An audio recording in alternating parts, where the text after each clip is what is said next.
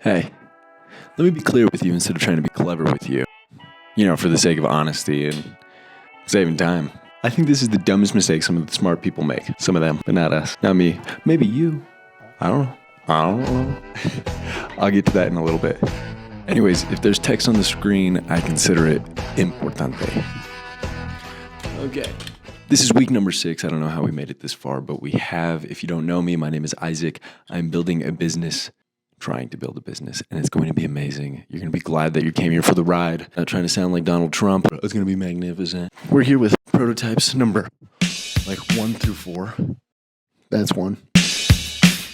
If you're wondering what it is, we're building a garage door lock. Why? Because some people don't want their home security connected to the internet. It's shocker, I know. So, proof of concept, waste of time, not waste of time, a little bit of a waste of time. Why?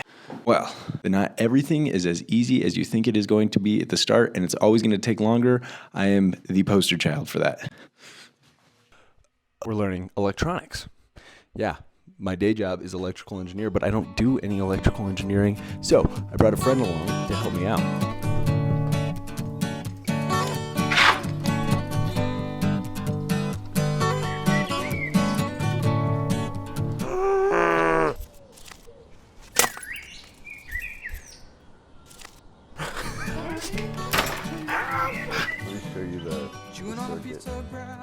Yeah, what the f is this circuit? I know that. I know this is the one that you're. So that's like version 4. This is version 4? Yeah. Oh, yeah. Oh, you do have it hooked up to the light. I was like, wait a minute. I was like, I hope you converted it before you just plugged it right in. I thought you were just running AC. Ran the AC I thought you were like AC straight through. I'm like, oh, that's. Be like, dude, I think we need to have a talk. So we go from AC to DC, DC to 5-volt regulator. That 5-volt regulator talks to that flip-flop. That flip-flop has edge detection. So on the rise and fall of me turning this thing on and off, it should send a trigger. Yeah. And that trigger should come to the H bridge. And the H bridge should say, okay, on the rise, do this polarity. Yeah. On the second pulse, on the fall detection, Do the other polarity. Yeah. In theory. Has it been working like that? So this is what I thought of this morning. I just bombard this with capacitors. Yeah, I saw that light, dude. That light was great. It should work like one way. Oh, like Like I'm so close. So I'm thinking I would sell it, and in the box would be like a sticker that you would just put right here, and then just drill your holes on the sticker. Yeah. How long have you been working on this project for? 5 weeks. 5 weeks? Ooh, a little label maker? This will be week 6. You want to see the YouTube channel? Yeah, that would be cool. I mentioned in episodes 1 through 4 that I want these videos dripping with knowledge. So that's what I'm going to try to do. Deliver. But first we need a recap of how we got this far. Throwing some sauce on that beat.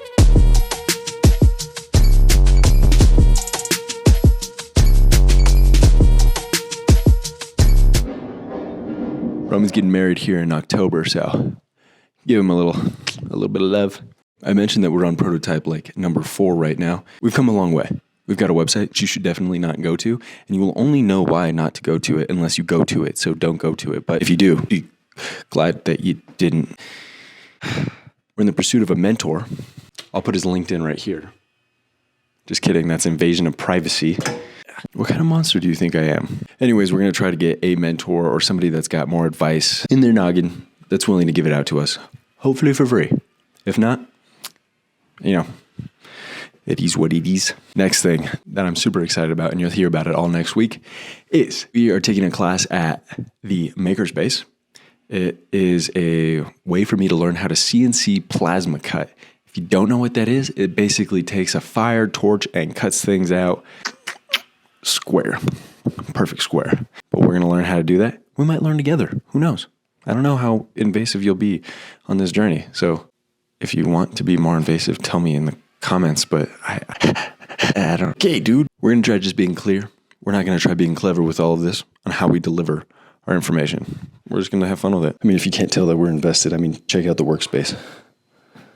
Literally a daily thing to come in here and mess this place up. Now, if you're new here and you don't know our goals, it's probably because you didn't see week 2 or 3. Actually, I forget, so I don't blame you at all. But we want to sell 10,000 units by the start of next year. And we want to be able to go and find somebody else that's doing something exactly like us. Lastly, we want to go, and this one's kind of important. We want to go surfing in Hawaii. Why? Because surfing in Hawaii sounds amazing.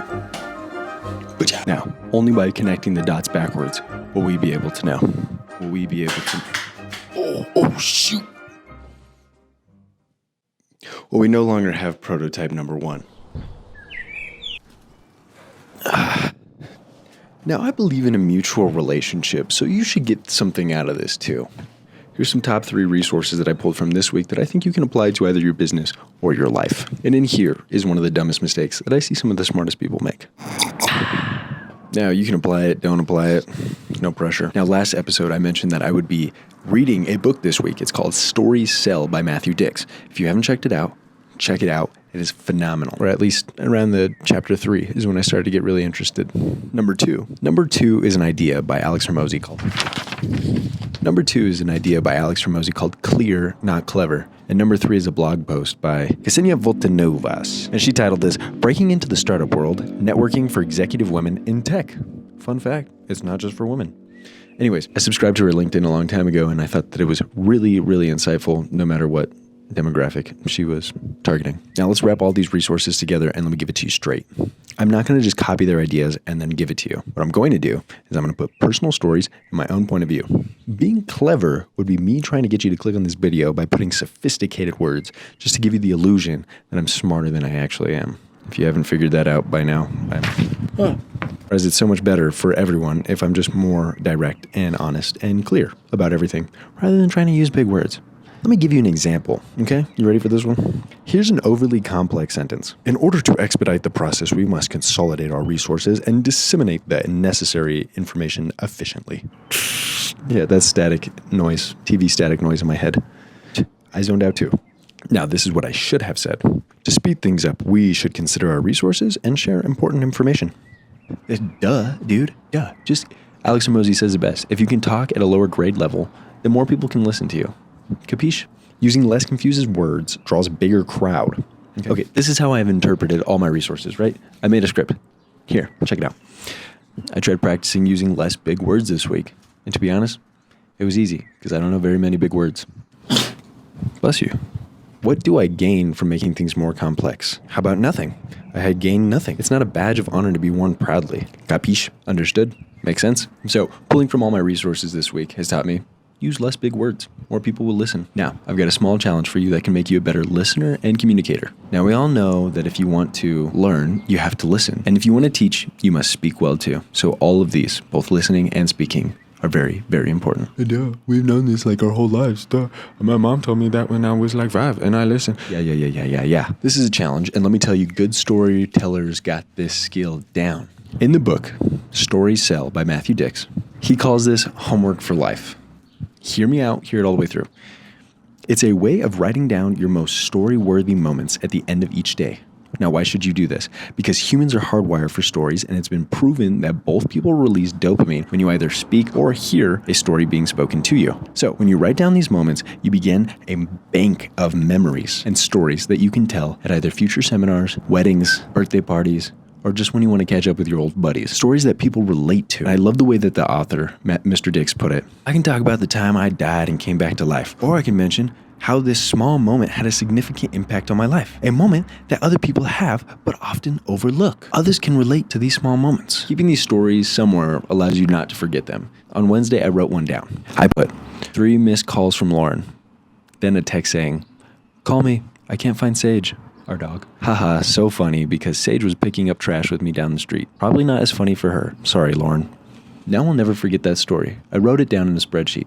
And who knows when I'll be able to surface this or use it for something else. If anything, I just don't ever want to forget all the little things because those are things that I actually own. Let's take this one step further. Storytelling isn't just about entertaining people. It's about connecting. And connection is literally everywhere. This brings me to that last blog post called Breaking into the Startup World. Networking for Executive Women in Tech. I'll put a link to it in the description. This article was super informative. It lays down how to actually build a network that works for you. So if you're trying to build a startup or you're just trying to build a friend group, this is some tips. Now, let me be clear. Networking isn't about collecting a pile of business cards like Pokemon. It's about being intentional and purposeful. Here's what I took from it. Start where you are. Friends, coworkers, people you already know. That's your network. Find the right people who is actually going to help you level up. Not just hype you up, but help you. Be clear with your ask. Don't just say, hey, can you help me? Be specific. People respect directiveness. If you really want to get better for this, go back to step 2, homework for life. Now let me wrap this all together by comparing all of this. It's a concept that can be applied to networking. Hear me out. You write down your interactions, you reflect on what worked and what didn't. Treat it like a skill, because it is. At the end of each day, good stories make people listen. Good communication makes people trust you, and good networking makes everything easier. So if you're trying to build something, whether it's a business, a YouTube channel, or just better relationships, be clear, not clever, and start today. That is my take. Take a deep breath. Let's have a great week. I'll see you next one. Subscribe if you haven't, and cue epic outro music. Boss lady. Sage, what you doing?